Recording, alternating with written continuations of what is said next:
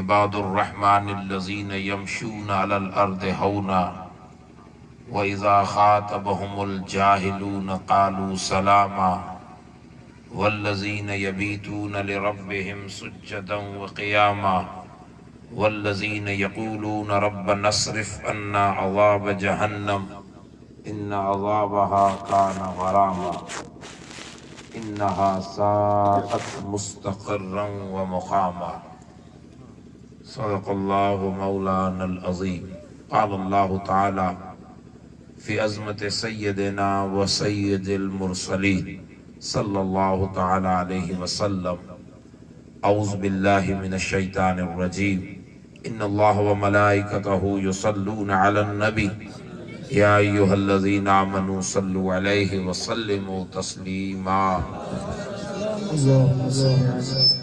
اللهم صل على سيدنا ومولانا محمد معدن الجود والكرم منبع العلم والحكم والحلم وآله وأصحابه وأزواجه الطاهرات أمهات المؤمنين صلوات الله تعالى عليهم أجمعين.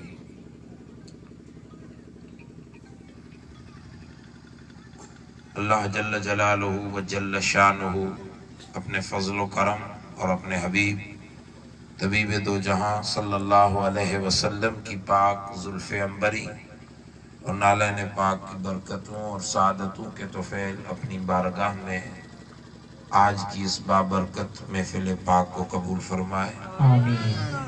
اور جن مقاصد اور جس نیت کے ماتحت منعقد ہو اللہ تعالی اسے قبول فرمائے آمین۔ اور ایسی محفلوں سے ہماری دنیاوی زندگی اور ان سے آخرت سنوارنے کی اللہ ہمیں توفیق عطا فرمائے آمین۔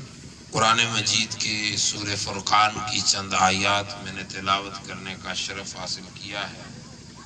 تھوڑی دیر قرآن کو سمجھنے کی کوشش کرتے ہیں، اللہ تعالی ہمیں جو سنیں سمجھیں اسے عمل میں لانے کا نیک جذبہ عطا فرمائے آمین۔ ویسے کچھ مہینے اور کچھ راتیں ان مہینوں کی کچھ دن سال کے کچھ مہینے اتنے مشہور ہیں کہ اس میں اگر جلسے رکھے جائیں تو جلسوں کو شاید نام دینے کی ضرورت نہیں ہوتی، وہ بن نام کے ہی ان کی طرف منسوب ہو جاتے ہیں۔ بے شک۔ جیسے محرم الحرام شریف، آپ جلسے کو کوئی ٹائٹل نہ دیں، دنیا سمجھ جائے گی کہ شہید اعظم کے نام پر ہے۔ بے شک۔ ربیع الاول نور شریف کوئی نام نہ دیں، دنیا سمجھ جائے گی کہ میلاد النبی کے حوالے سے ہے۔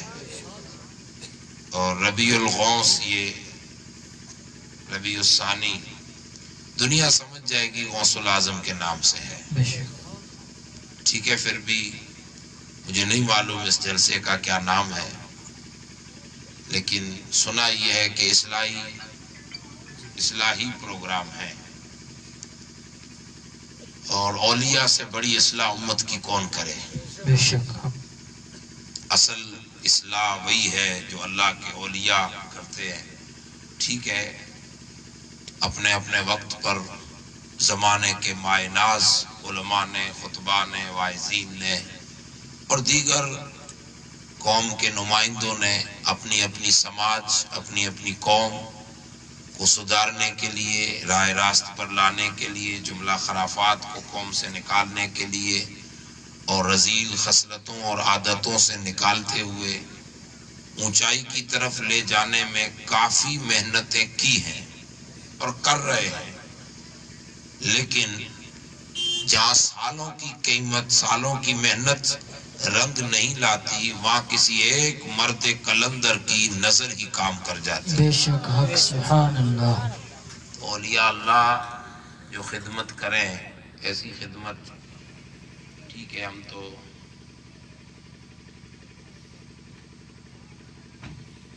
ان کی کچھ نقل کر لیتے ہیں، ورنہ اصلاح احوال کے حوالے سے جو اولیاء کی نظر کام کرتی ہے وہ کسی کی زبان کام نہیں کرتی. بے شک.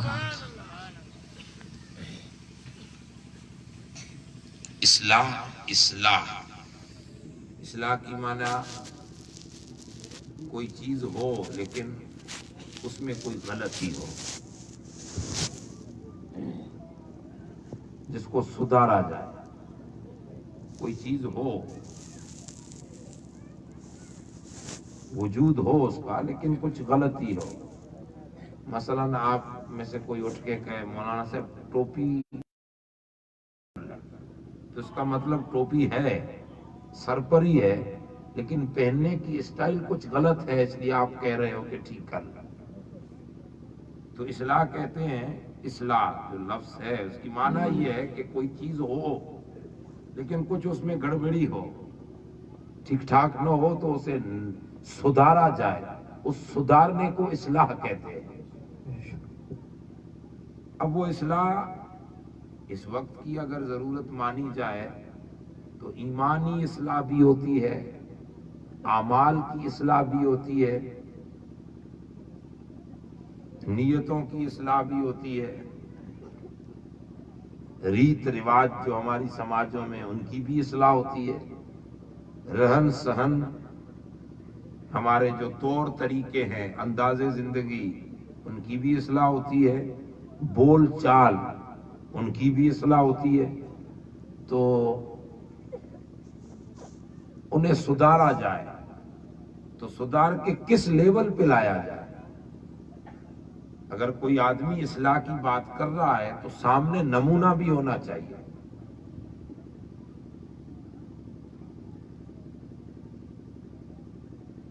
آپ بآسانی اس کو یوں سمجھیں کہ کوئی آدمی کہہ رہا ہے یہ ٹھیک نہیں ہے، اس کو سدھارو، اصلاح کرو. تو کیسی کریں، کیسے کریں؟ تو نمونے کے لیے اس جیسی کرو. نمونہ بھی تو ہونا چاہیے. روئے زمین پر ہماری نیت، خیال، نظریے، وچار، نیتی، آپ جس شبد میں سمجھیں، نیت، وچار، خیال، نظریے، نیتی، جو کہہ لیں ایک. پھر ہے زبان، گفتار، بول چال، اور تیسری ہے اپنے اخلاق اور کردار. انسان کے وجود میں 3 چیزیں قابل ذکر ہیں: نیت، زبان اور کردار. تینوں چیزوں کو سدھارنے کی ضرورت ہے.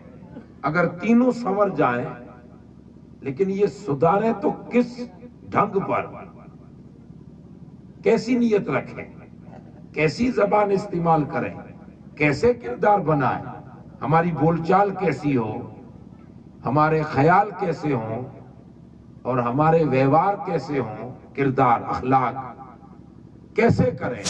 تو قرآن نے فرمایا لَقَدْ كَانَ لَكُمْ فِي رَسُولِ اللَّهِ أُسْوَةٌ حَسَنَةٌ. سبحان اللہ. کیسے کے جواب میں ذات پاک مصطفیٰ، میرے محبوب کی طرز زندگی کو اپناؤ.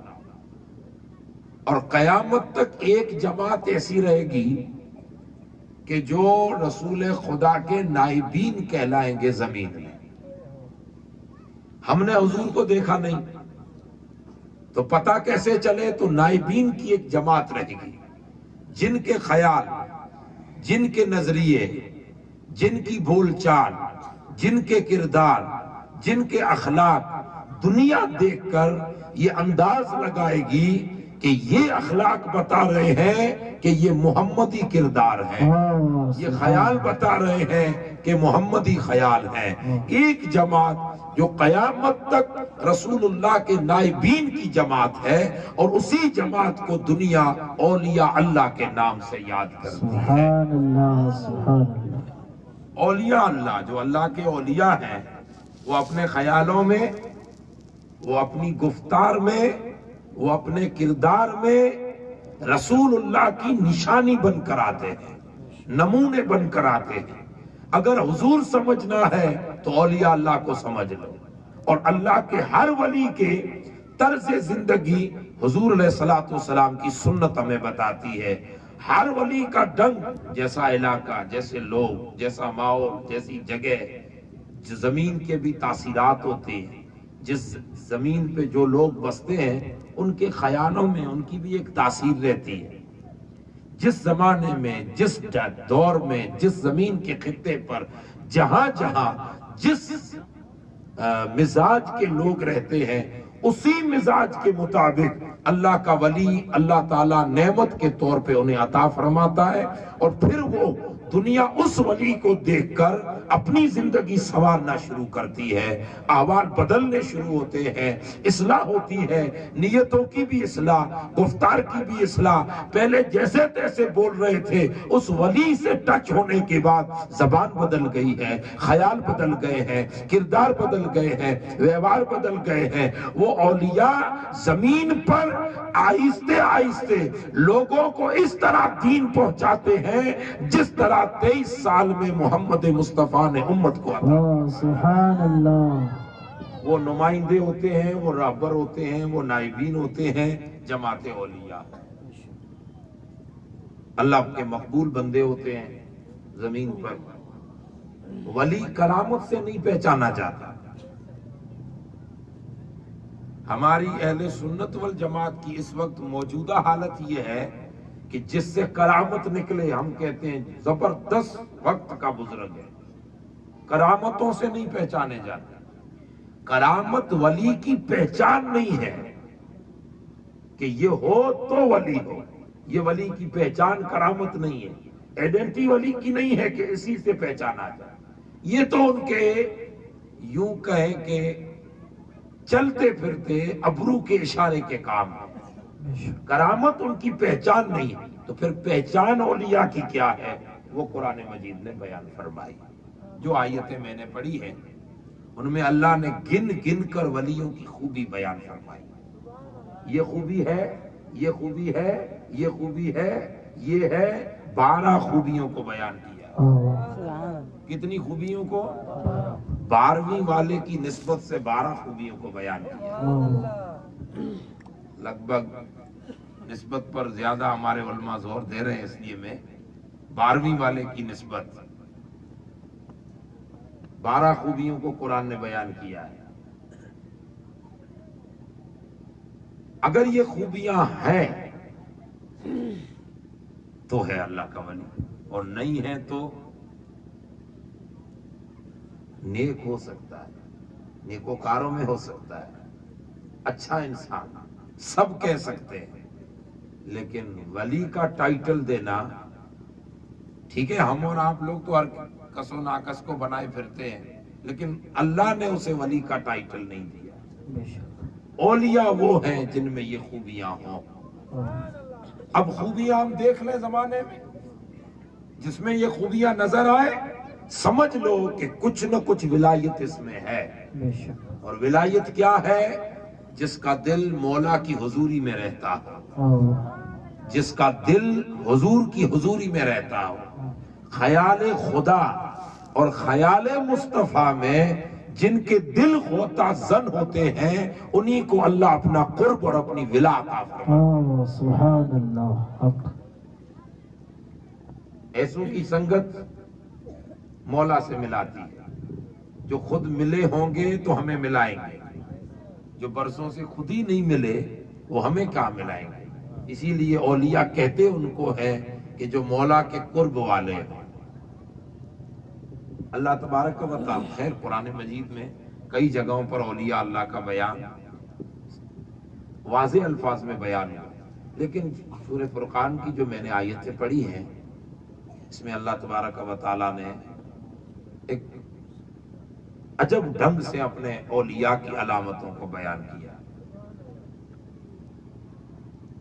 قرآن مجید نے ارشاد فرمایا وعباد الرحمن، زمین پر جو رحمان کے بندے ہیں۔ اللہ تبارک و تعالیٰ کے 9999 نام ہے صفتی، ذاتی نام اللہ،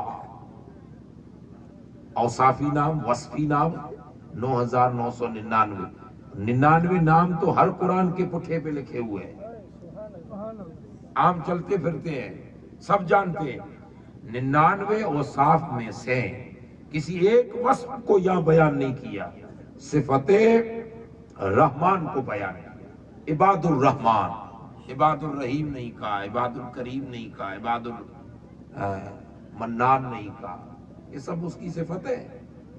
صفت رحمان کو کیوں بیان کیا بندوں کے ساتھ؟ عباد الرحمان، زمین پر بندوں کی کوئی کمی نہیں ہے، ہر شے اس کا بندہ ہے، اور انسان بھی بندہ ہے، لیکن فرمایا رحمان کے بندے وہ ہیں، یعنی زمین پر محبوب بندے جنہیں اللہ نے اپنا بندہ کہا ہو، ان بندوں کا حال یہ ہے کہ وہ سب سے پہلے تو بڑے ہی رحمت پسند لوگ ہوں گے، بے شک جن سے کسی کو ایذا نہیں پہنچے گی۔ پہلی چیز تو یہ ہے اولیاء کے اوصاف میں کہ ولی کے جسم سے وہ زمین پر اللہ کی رحمت کا روپ بن کر آتا ہے، اس سے کسی کو تکلیف نہیں ہوتی۔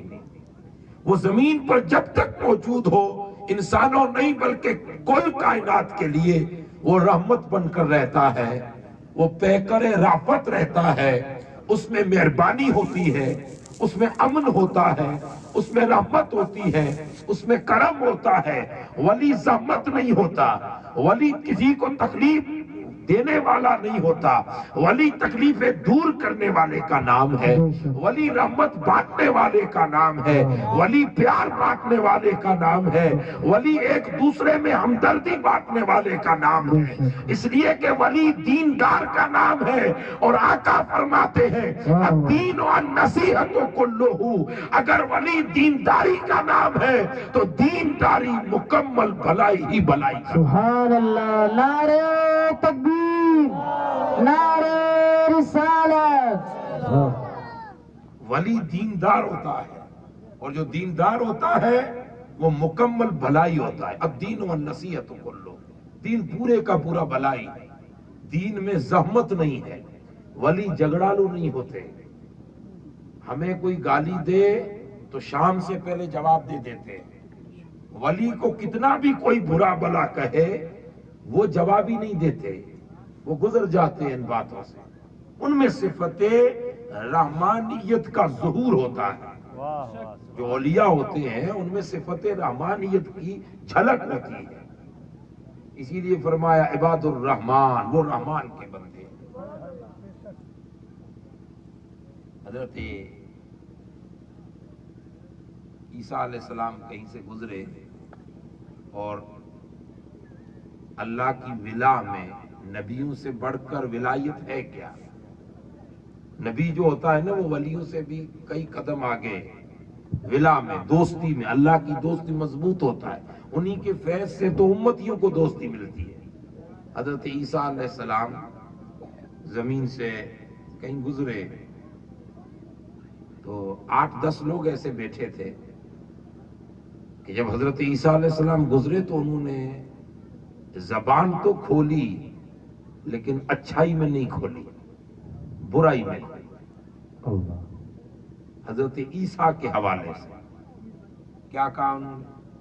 یہ ارے اس کی ماں تو مریم نہیں ہے، وہ مریم عمران کی بیٹی، وہ مریم جو کنواری اور بیٹا لے کے آ گئی اپنی بستی میں، اس کی ماں تو یہ تھی، اس کا باپ تو یہ تھا، مطلب اس طرح سے بات ہے۔ چونکہ حضرت عیسیٰ کے ابا نہیں ہے، سورہ مریم اس پر پوری آیت اتری ہے، کنواری بیٹی ہیں، بے شک حضرت عمران کی شہزادی ہیں، خاندان پورا نیک ہے۔ حضرت مریم حضرت عیسیٰ علیہ السلام کی اماں حضرت ملک جبریل آئے تھے، خوبصورت بشری لباس میں، بشر بن کے آئے تھے۔ سیدہ مریم نے دیکھا تو اللہ کی پناہ مانگنے لگی کہ آج تک کسی انسان نے، مانو جات نے، کسی بشر نے مجھے چھوا تک نہیں، دیکھا تک نہیں، تو کون ہے میرے راستے میں آنے والے؟ اس نے کہا کہ میں اللہ کی طرف سے آیا ہوں۔ اور اللہ کی طرف سے آئے ہوں تمہیں بیٹا دینے کے. سیدہ مریم گھبرا گئی, بنا بیاہ کے شادی ہوئی نہیں اور بیٹا, میں تو کنواری ہوں. کہ اللہ اس بات پر قادر ہے کہ وہ بنا ماں باپ کے آدم کو پیدا کر سکتا ہے تو بنا باپ کے حضرت عیسیٰ کو بھی پیدا کر. سبحان اللہ, سبحان اللہ. حضرت جبرائیل نے پھونک ماری اور سیدہ مریم کی گود میں حضرت عیسیٰ علیہ السلام. اب اچانک حضرت عیسیٰ علیہ السلام تو لے کے کہاں جاؤں, راستہ بھی بتا دے, جانا تو مجھے گاؤں میں ہے اور گاؤں کے لوگ ہیں, 100 زبانیں 100 باتیں, سب ٹھیک نہیں ہوتے نا, بے شک. سب کے سوچ کا معیار بھی اعلیٰ نہیں ہوتا. میں کیسے جاؤں؟ تو اللہ پاک نے فرمایا جبرائیل بتا دے کہ بستی میں چلی جا, کوئی ٹینشن نہ لے.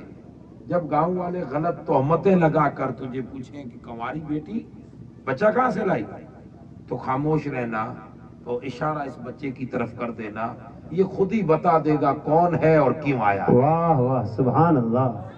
تجھے فکر کرنے کی ضرورت نہیں ہے. جو رب نعمت دیتا ہے تو راستے بھی ہموار وہی کرتا ہے. بے شک, بے شک. وہ قادر مطلق ہے. میرے کہہ مجھے واقعہ نہیں سنانا.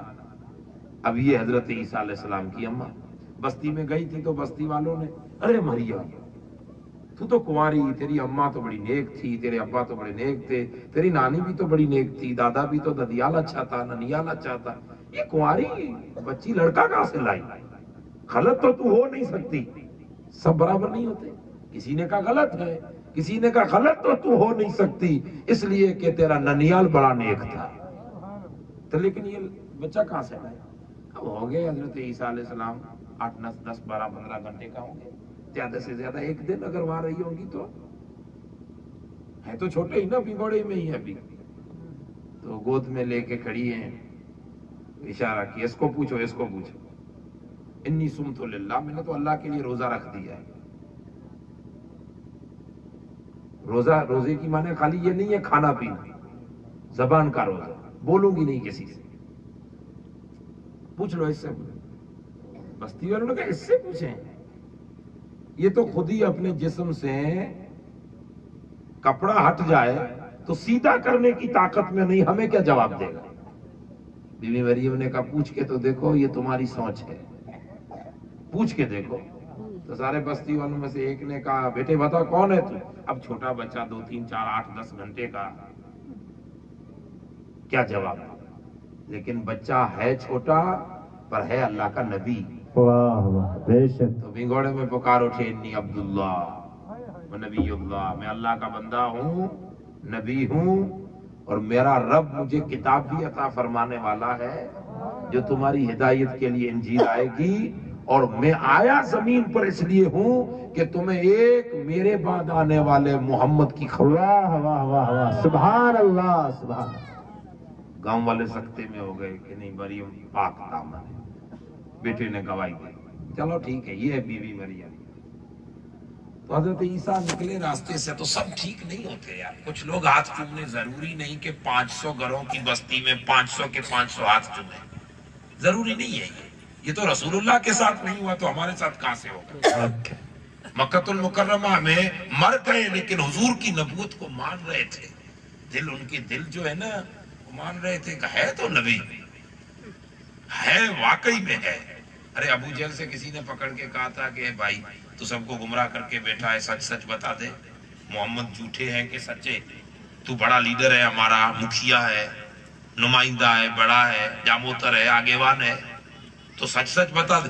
مخالفت تو ہوتی ہے, جیسے راجنیتک والے ایک دوسرے پہ تیر چلاتے ہیں اور دوپہر کا لنچ ساتھ میں کرتے ہیں, نائٹ کا ڈنر ساتھ میں لیتے ہیں.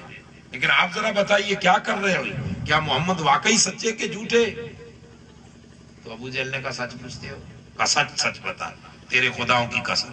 تو اس نے کہا سچی بات یہ ہے کہ محمد جیسا عرب میں نہ آیا ہے نہ آئے گا. واہ واہ, آئے, بے شک. ارے یہ حسان بن ثابت کہے تو بڑی بات نہیں, تو کہہ رہا ہے. ہاں میں کہہ رہا ہوں. تو پھر مانتا کیوں نہیں؟ کہ ماننے میں ایسا ہے کہ میں ہوں جاموتر بہت بڑا آدمی, 20, 25, 50 سال سے پنچایتی کر کے بیٹھا ہوں, لیڈر بن کے بیٹھا ہوں, 50 साल हो गए हमारी हुकूमत को किसी ने नहीं तोड़ा, और अगर मोहम्मद मुस्तफ़ा पे कलमा पड़ा तो मुझे उसके नीचे रहना पड़ेगा। अबू जहल मर तो सकता है, किसी के नीचे नहीं रह सकता। ये हसद होता है, जमाने में होता है, इसमें कोई बड़ी बात नहीं, और ये होना भी चाहिए। अगर सब लोग मानने वाले हों तो शख्सियत का पता नहीं चलता। बेशक बेशक। इसलिए कुछ कांटे भी चाहिए ताकि पाँव को पता चले कि मजबूत कितने हैं। होता है। हजरत ईसा अलैहिस्सलाम गुजरे हैं तो उन्होंने बैठ के कहा, ये ईसा, इसकी अम्मा तो कुंवारी थी और इसको पैदा करके ले आई, इसकी माँ तो ऐसी थी। अब माँ पे अगर कोई चला जाए तो शायद बर्दाश्त किसी से नहीं होता। खुद पर जब तक रहे तब तक बर्दाश्त हो सकता है, लेकिन जब माँ पे चला जाए तो ऑटोमेटिकली ममता एक ऐसी चीज है कि वो बर्दाश्त करने नहीं देती। ये हदीस पाक में भी है कि हजूर फरमाते हैं कि मैं तवाफ काबा कर रहा था और अबू जहल ये सब शरीर जमात एक साथ मिलके मुझे तो बुरा भला कहते ही थे, लेकिन उस दिन मेरे अम्मा अब्बा पर पहुंच गए। हदीस पाक तो हजूर फरमाते हैं जब उन्होंने मेरे खानदान की बात की तो पहले तो मुझे ऐसा मन में आया कि आज तमाच मार दूं अबू जहल को, मोहम्मद जिसको मारे फिर उठाए कौन उसे। लेकिन फिर ख्याल आया कि ये तो अबू जहल है, मैं इस लेवल का नहीं हूं, मैं इमामुल अंबिया बन गया। वाह वाह वाह, सुभान अल्लाह सुभान। मैंने छोड़ दिया। मतलब खानदान पे जब बात आती है तो बर्दाश्त कोई कर सके। हजरत ईसा अलैहिस्सलाम के साथ हवारीन की जमात थी, मुहिब्बीन की। तो हजरत ईसा तो खैर ध्यान ही नहीं दिया, गुजर गए। उन्होंने 2 कदम आगे चल के कहा, आप डरते हो? हजरत ईसा अलैहिस्सलाम ने कहा, क्यों? कहा वो आपकी अम्मा पर क्या क्या बातें कर रहे थे, आप पलट के जवाब भी नहीं देते। अरे आप न दो तो कोई बात नहीं, हमें तो इजाजत दो, अभी जवाब दे के आ जाएंगे। बात तो अच्छी कही है उन्होंने, यही मोहब्बत की अलामत है।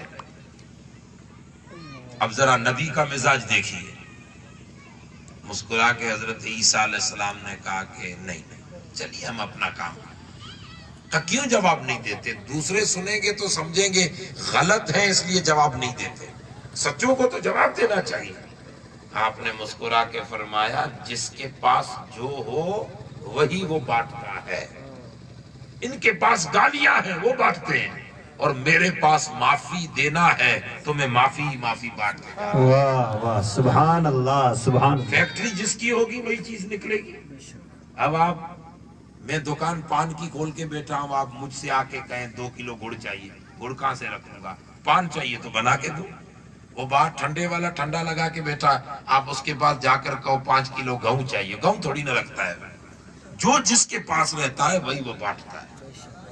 औलिया वो है जो रहमान की सिफत से मुत्तसिफ होकर अल्लाह की रहमत को लेकर बैठे हैं, नुमाइंदे हैं जमीन पर। तो फरमाया इबादुर रहमान, वो रहमान के बंदे हैं, बांटते भी हैं तो अल्लाह की रहमत को बांटते हैं, क्योंकि वो रहमानियत की फैक्ट्री पर बैठे हैं। इसीलिए पहली वस्फ बयान की रहमदिली की।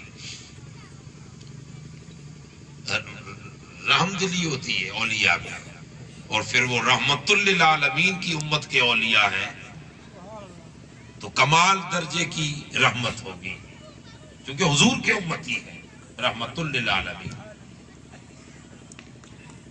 तो पहली वस्फ औलिया अल्लाह की ये है कि औलिया, हाँ कई लोग कहते हैं कि हमारे पीर से बड़े जलाली हैं, हो ही नहीं सकता यार। पीर साहब में जलाल, पीर साहब तो अल्लाह ये कह रहा है कि रहमत वाला होना चाहिए, दया वाला होना चाहिए, रफ़त होनी चाहिए, हर गरीब और मिस्कीन के लिए वो पैकर रहमत बन जाए। ये तो कुरान कह रहा है इबादुर रहमान, वो रहमान के बंदे हैं, उनमें सिफत रहमानियत झलकती है, वो मौला की रहमत लेकर बैठे हैं। आप तारीख पढ़िए, हजरत ख्वाजा خواجہ خواجگان خواجہ اجمیر خواجہ معین الدین حسن سنجری رحمت اللہ تعالی علیہ، ایک ایسا آدمی جو سرکار غریب نواز کے سر پہ اڑ رہا ہے اور یہ تاج ولایت لے کر زمین میں بیٹھا ہے۔ مریدوں نے کہا حضرت یہ اوپر اڑ رہا ہے، غلط ہے، جادوگر ہے، اس کے پاس کچھ بھی نہیں ہے، کورا کاغذ ہے، پھر بھی ہوا میں اڑ رہا ہے، اور تم بڑے ہوئے ہو کرامت سے پھر بھی نیچے بیٹھے ہو۔ جلال دلا رہے ہیں مریدین، لیکن یہ ان میں سے نہیں جو چھلک پڑے۔ حضرت خواجہ معین الدین حسن سنجری نے کہا بیٹا بیٹھ جائیے، اس میں جلال دکھانے کی کوئی ضرورت نہیں ہے، جو کام یہ کر رہا ہے وہ تو ہماری جوتی اور چپل کر کے آ جاتی ہے۔ واہ سبحان اللہ، اس لیول کا تو ہمارا جوتا ہے، ہم تھوڑی اس لیول کے ہیں۔ یہ بھی اڑے میں بھی اڑوں تو اس میں فرق کیا؟ ایمان تو اندر کی چیز ہے۔ اڑنا اس کا بھی کمال، اڑنا میرا بھی کمال۔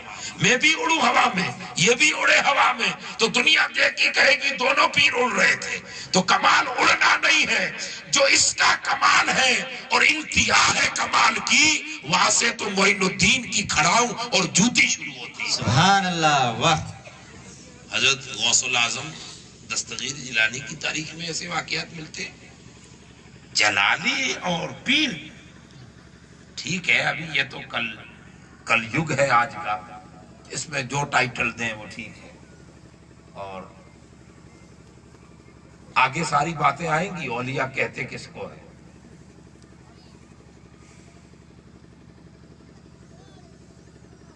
وہ حضرت امام زین العابدین کی شاید روایت ہے، یا محمد باقر کی ہے، زین العابدین کی۔ آگ لگ گئی تھی تو لوگوں نے دوڑ کے آئے اور کافی حضرت کو آوازیں دی، لیکن اٹھے نہیں، نماز میں مگن رہے۔ مغرب وغیرہ کا ٹائم ہوگا تو ٹھیک ہے، آگ تو لگ گئی، جلنا سا تو جل گیا، بچنا سا تو بچ گیا، ٹھیک ہے، لیکن لوگوں نے کہا حضرت آپ کو آوازیں دے رہے تھے، آپ کے بغل میں آگ لگی تھی، آپ جل جاتے، آپ کا گھر جل جاتا، آپ نے دھیان ہی نہیں دیا۔ تو مسکرا کے فرمایا ان آگوں کو کون دھیان میں رکھے، میں تو اس آگ کے بجھانے میں لگا تھا۔ سبحان اللہ، یعنی اولیاء اللہ کی سوچیں اعلیٰ ہوتی ہیں، وہ اس لیول کے نہیں ہوتے، وہ کہ جہاں ٹھیک لگے وہاں جھگڑے کرتے پھریں، جہاں ٹھیک لگے وہاں جلال دکھاتے پھریں، میں وہ ہوں میں وہ ہوں۔ یہ اولیاء میں نہیں ہوتا۔ اولیاء اس لیول سے اوپر نکل جاتے ہیں، چونکہ ان کا رب، ان کا تعلق اپنے مولا سے جڑ جاتا ہے۔ وہ رب ہے، کریم ہے، وہ رب ہے، ہر کائنات کا رب ہے۔ تو جب وہ رحمان کے قریب جاتے ہیں تو آٹومیٹکلی ان کے مزاج بدل جاتے ہیں۔ تو ظاہر سی بات ہے کہ اولیاء میں یہ چیزیں نہیں ہوتی۔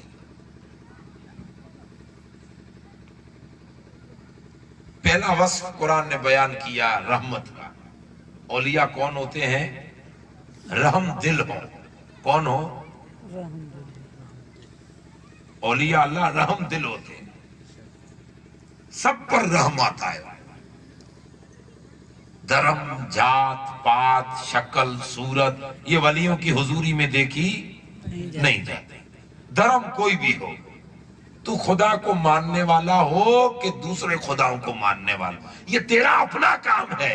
آیا میرے در پر ہے تو میں یہ نہیں دیکھتا کہ کدھر جھکتا ہے، میں تو یہ دیکھتا ہوں کہ آیا کس در پہ ہے۔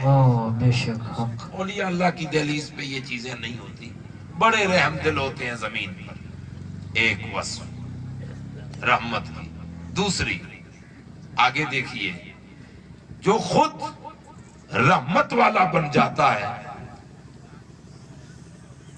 جو خود رحمت والا بن جاتا ہے، تو آگے دوسری وصف بھی قرآن نے بیان فرمائی، قرآن مجید نے۔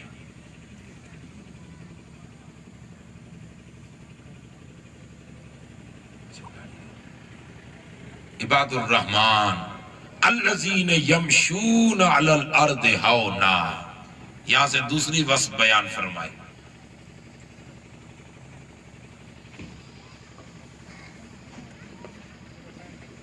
تو پھر بیچ میں کیوں ڈسٹرب؟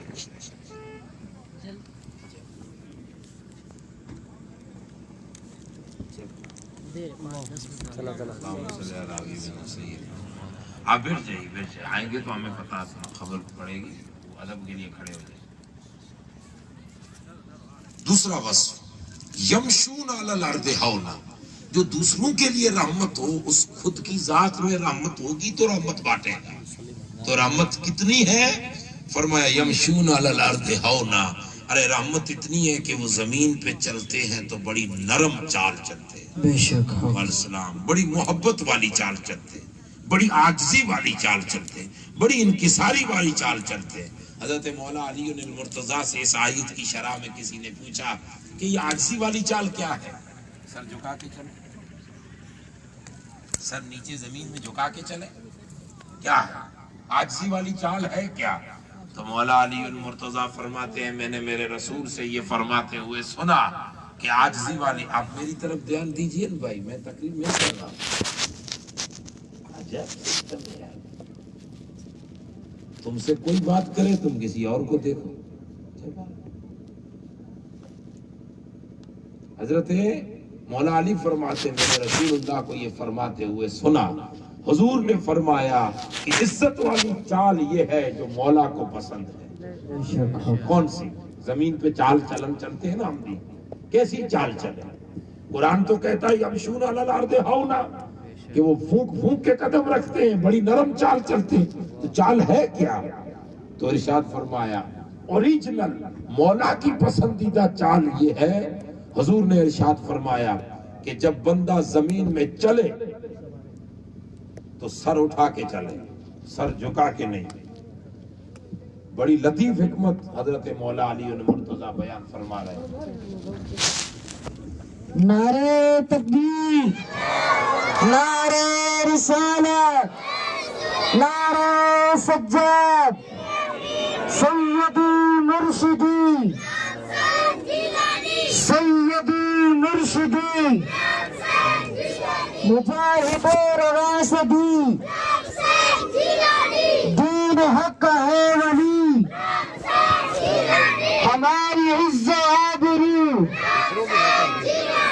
سیدی مرشدی، نعرہ تکبیر۔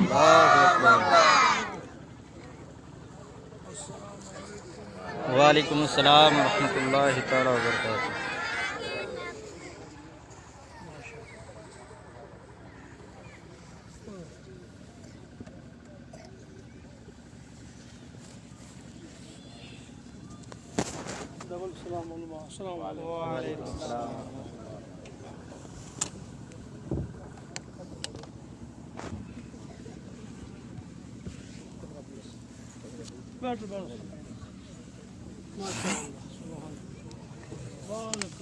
ان اللہ و ملائکتہ یصلون علی النبی یا ایھا الذین آمنوا صلوا علیہ وسلموا تسلیما۔ سیدنا مولانا محمد وآلہ وصحبہ اجمعین مبارک وسلم۔ حضرت مولا علی المرتضیٰ کرم اللہ تعالی وجہ الکریم آپ بیان فرماتے ہیں میں نے رسول اللہ کو یہ فرماتے ہوئے سنا، حضور نبی اکرم نے فرمایا میں تمہیں بتاؤں کہ عزت کی چال زمین میں کیا ہے۔ جب آپ زمین پہ چلو تو عزت کی چال کیا ہے؟ قرآن کہہ رہا ہے اولیاء کے اوصاف میں سے یہ وصف ہے کہ زمین پہ بڑی نرم چال چلتے ہیں۔ حضور فرماتے وہ نرم چال کیا ہے؟ حضرت مولا علی فرماتے ہیں کہ حضور نے ارشاد فرمایا کہ جب زمین میں چلو تو نہ بالکل تیز دوڑو نہ بالکل آہستہ چلو، میانہ چال چلو۔ زمین پہ قدم رکھو تو اس آسانی سے آرام سے قدم رکھو کہ جوتوں کی آواز دوسروں کو سنائی نہ دے۔ زمین پہ مار کے قدم مت رکھو۔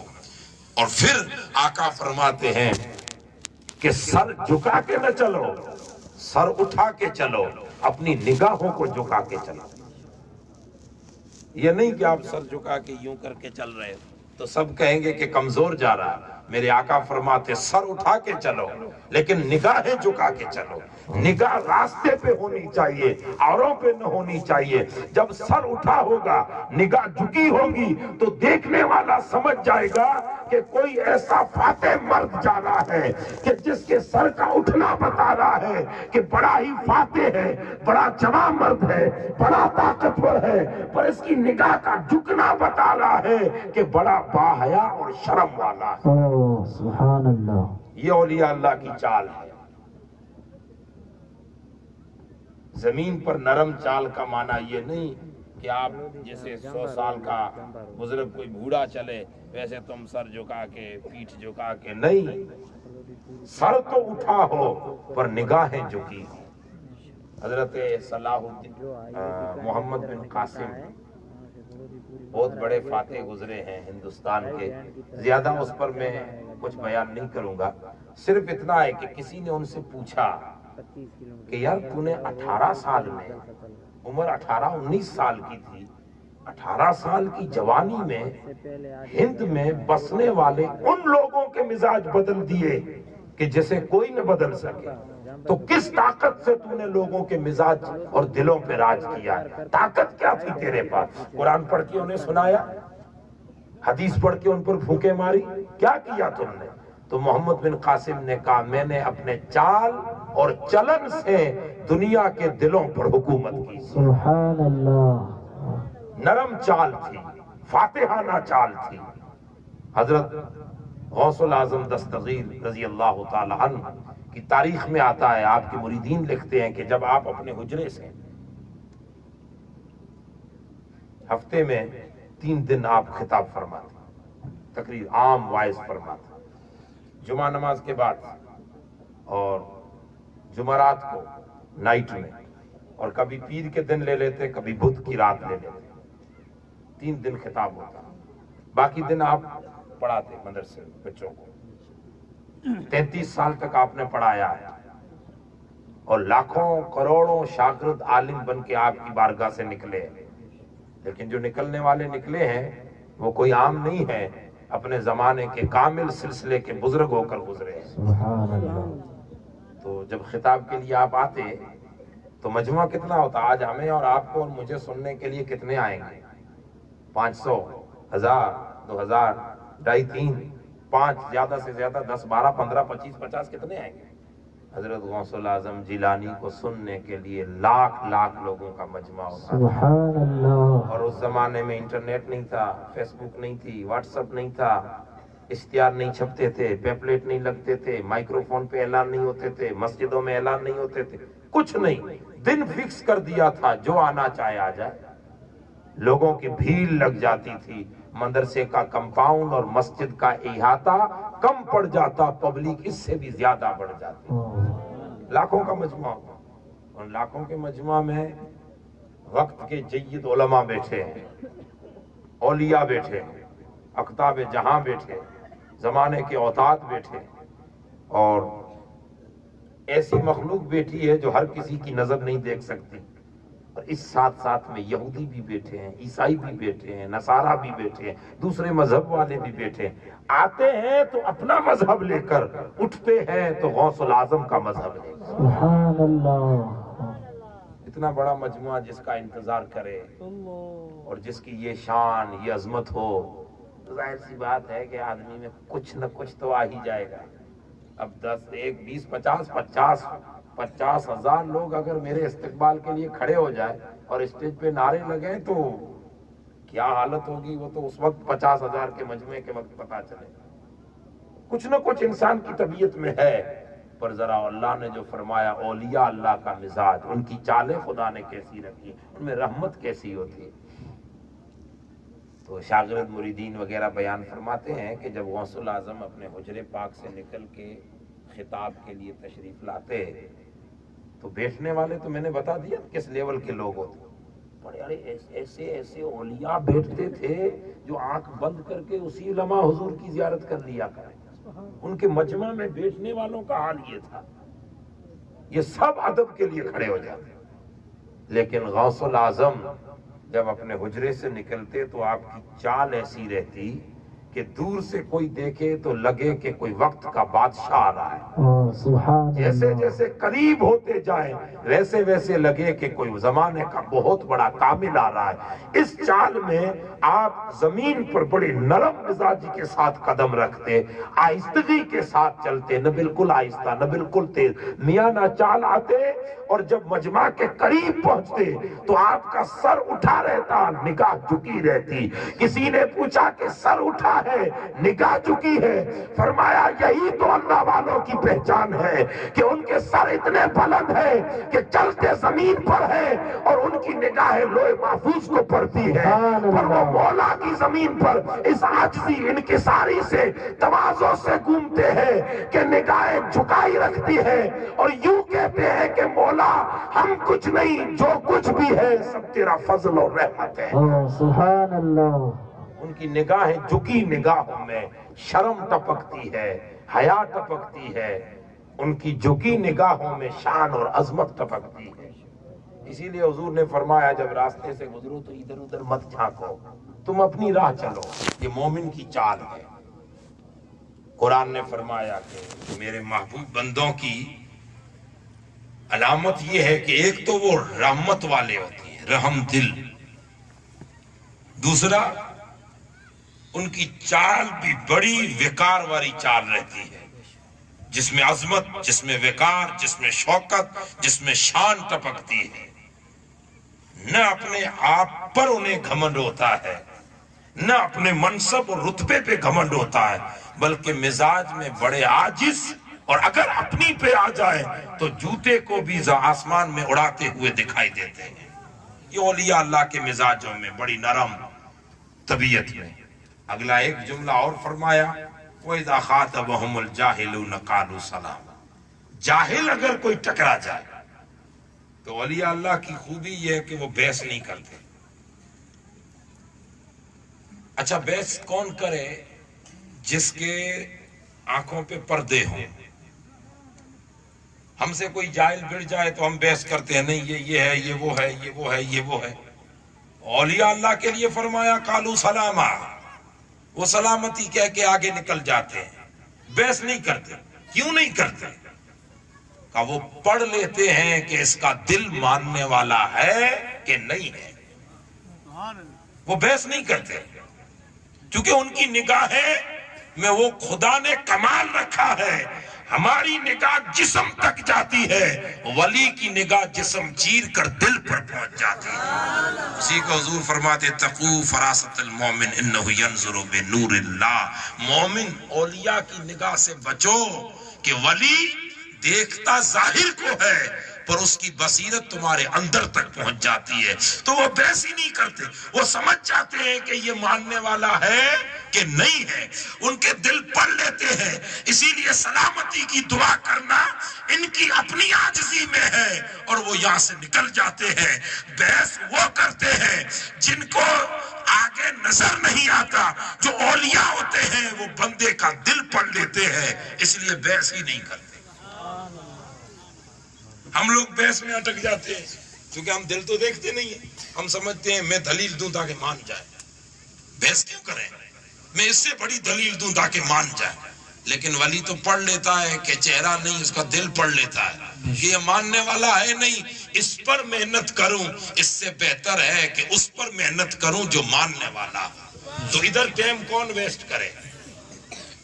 اس لیے خوبی اولیاء اللہ کی، زمین پر اولیاء جو ہیں ان کی علامتیں یہ ہیں کہ ان کے چال چلن، ان کا اٹھنا بیٹھنا، ان کا سونا جاگنا، ان کے باتیں، ان کے ویوہار، ان کا ملنا ہر کس و ناکس کے لیے، ان کی عاجزی، ان کا پریم، ان کی محبت، ان کی تعلیمات، ان کے چال چلن میں، ان کی بول چال میں، ان کی تعلیمات میں دیا رہتی ہے، رحمت رہتی ہے، رفت رہتی ہے۔ وہ زمین پر رسول اللہ اور خدا کی رحمت کے ایک نمونے بن کر زندگی گزارتے ہیں اور دنیا کو بتاتے ہیں کہ جب ہماری رافت رحمت اور ہم میں اتنی دیا اور مہربانی ہے، ہماری عاجزی اور انکساری اتنی ہے، تو اندازہ لگائیے کہ زمانے میں جو پیکر رحمت بن کر آئے ہوں گے اس رحمت للعالمین کی رحمت کیا ہوگی۔ اور جب حضور کی رحمت اتنی اعلیٰ ہے تو اندازہ لگاؤ کہ جو رحمان ہوگا اس کی رحمت کتنی۔ سبحان اللہ، بے شک۔ اولیاء اللہ اللہ کے محبوبان برحق زمین پر اللہ کے رسولوں کی نشانی بن کر آتے ہیں. ہر ولی اللہ کے رسولوں کی نبیوں کی نشانی بن کر آتا ہے کہ ولی کو پڑھ کر دیکھ کر سن کر نبوت سمجھ میں آئے اور نبوت کو پڑھ سن سمجھ کر مولا کی ذات سمجھ میں آئے. اس لیے اولیاء اللہ نقش انبیاء پہ رہتے ہیں. اور اللہ پاک نے ہمارے لیے حکم فرمایا کہ تم ان اولیاء ان محبوبان برحق کی سنگت میں رہو. ان کا ذکر، ان کی سنگت، ان کے ساتھ اٹھنا بیٹھنا. ٹھیک ہے، میں نے پہلے لفظ میں یہ کہہ دیا کہ سب برابر نہیں ہوتے. اچھا، دوسری اولیاء کی خوبی یہ ہے کہ جو جس نیت سے آئے، ولی کا در وہ ہے کہ اسے وہ نیت مل ہی جاتی ہے، اس کو اپنی نیت پوری ہو جاتی ہے. جو جس نیت سے، کچھ دنیا کمانے کے لیے آتے ہیں، کچھ دیکھنے کے لیے آتے ہیں کہ خوبیاں کتنی ہیں، کچھ دیکھنے کے لیے آتے ہیں خامیاں کتنی ہیں.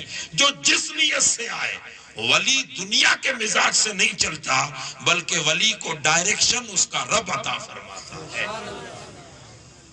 اس لیے اللہ پاک کے زمین پر حضرت مولا علی کے زمانے میں ملک شام کی بات نکلی، علاقہ شام والوں کی بات نکلی. اور جب آپ کے دور حکومت میں تو حضرت مولا علی المرتضیٰ کرم اللہ تعالی وجہ الکریم کو کسی نے کہا حضرت ملک شام میں آپ کے نام کی مخالفت زیادہ ہے، تو تھوڑی ادھر توجہ کریں.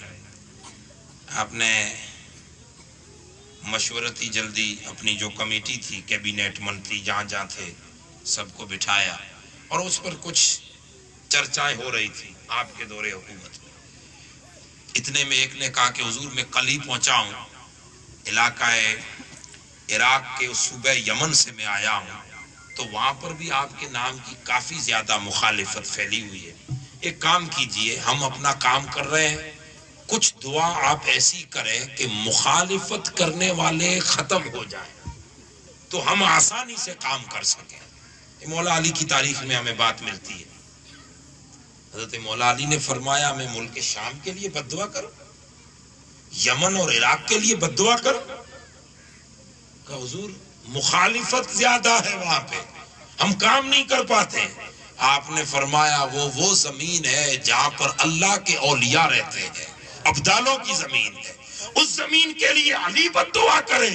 نہیں، وہاں زمین پر بسنے والوں میں کچھ اللہ کے ایسے مخصوص بندے ہیں کہ جن کے رہنے سے، اس زمین پر بسنے سے، خالی اس زمین پر نہیں بلکہ پوری دنیا پر اللہ اپنی نعمتوں کو نازل فرماتا رہے. سبحان اللہ. وجود اولیاء زمین پر رحمت ہوتے ہیں، نعمت ہوتے ہیں. اب اس نعمتوں کی قدر سب نہیں کرتے، اور میرے رب نے ارشاد فرمایا کہ نعمت جس شکل میں تمہارے پاس آئے اگر قدر کرو گے تو نعمت بڑھے گی. اسی لیے اللہ تعالیٰ ہمیں اولیاء کی تعلیمات پر، اولیاء کے دیے ہوئے پیغامات پر ہمیں عمل کرنے کی توفیق عطا فرمائے. اور کسی فارسی شاعر نے ایک بات کہی تھی کہ نیکوں کے جو اولیاء ہوتے ہیں نا، ان کے کاموں پر خود کے کاموں پر قیاس مت کر. وہ یہ کریں تو میں یہ کروں، نہیں، وہ الگ ہے، اپنی اپنی لیول سے زندگی گزارنی چاہیے. اس لیے اولیاء اللہ کی تعلیمات پہ عمل کریں، وہ جو ہمیں ہدایات دیں اس پہ عمل کریں. لیکن اللہ کے اولیاء سے بڑھ جانا، اللہ کے اولیاء کے لیے اپنی نیتوں کو حد درجے نیچے لے آنا، اللہ کے اولیاء کے لیے کوئی غلط خیال کرنا، ان نیک بندوں کے لیے اللہ تعالی ہمیں ان سے بچائے. ہم اگر سوچیں بھی تو اچھا سوچیں. حضور تو فرماتے ہیں ظن المومنین خیرا، تم کسی کے لیے گمان بھی کرو تو اچھا کرو، عام انسان کے لیے اچھا گمان کرو تو اللہ کے اولیاء کے لیے تو اس سے بھی بہتر اچھا گمان کرو. اس لیے تعلیمات اولیاء پر ہر مسلمان کو اللہ چلنے کی توفیق عطا فرمائے. اور زمانے میں یاد رکھیے دین کی بہاریں جتنی ہیں وہ ان اولیاء اللہ ہی کے قدموں کی برکت سے ہیں. اگر زمین پر اولیاء نہ ہوں تو رزق بھی ہمیں نہ دیا جائے. یہ اولیاء اللہ کے نفوذ قدسیہ ہیں کہ جن کی برکتوں سے حدیث کا خلاصہ یہ آقا فرماتے ہیں انہی کی برکت سے تو بارشیں برستی ہیں، انہی کی برکت سے تو زمین سبزہ اگاتی ہے، انہی کی برکت سے تو اللہ کی نعمتیں ملتی ہیں۔ زمین پر اولیاء وہ ہیں جو نائبین رسول بن کر اللہ سے نعمتیں لیتے ہیں اور دنیا میں ان نعمتوں کو اولیاء بانٹتے ہیں۔ سبحان اللہ۔ اللہ تعالیٰ ایسے نیک صالح اولیاء صالحین کی صحبت، سنگت، محبت ہمیں عطا فرمائے اور ہماری زندگیوں میں ان اولیاء کی صحبتوں کی برکتیں عطا فرمائے اور علاوہ اس کے ہماری نسلوں میں بھی وہ ذوق اور شوق عطا فرمائے، ہماری نسلوں کو ان اولیاء کی دہلیز پر لے جانے، ان کی سنگت، صحبت، محبت کے درس دینے، انہیں سمجھانے کی اللہ ہمیں توفیق عطا فرمائے۔ یہ سلسلہ ہے تو ہمارا ایمان بھی حفاظت میں، اعمال بھی حفاظت میں۔ تو میں نے پہلے لفظ کہا تھا اصلاح ہو گئی، اگر ان کی صحبت، سنگت، محبت رہی تو آٹومیٹکلی حالات بدلتے جائیں گے، اصلاح ایسے ہو جائے گی کہ پتہ ہی نہیں چلے گا کس راستے پر جا رہے ہوں گے اور ان کی محبت اور صحبت ہمیں کس راہ پر ڈال دے گی۔ اللہ تعالیٰ ہمیں توفیق عطا فرمائے۔ جو چند معروضات کہے ہیں اللہ اسے قبول فرمائے اور اولیاء اللہ کی محبت، صحبت، ان کی غلامی، ان کے نقش عمل، ان کے طرز زندگی، ان کی تعلیمات، ان کی ہدایات پر ہم سب کو ان کی نصیحتوں پر، ان کے کہے ہوئے جملوں پر رحمت کے پھول سمجھ کر ہمیں عمل میں اتارنے کی اللہ تعالیٰ نیک توفیق اور نیک جذبہ عطا فرمائے۔ وما علینا الا البلاغ۔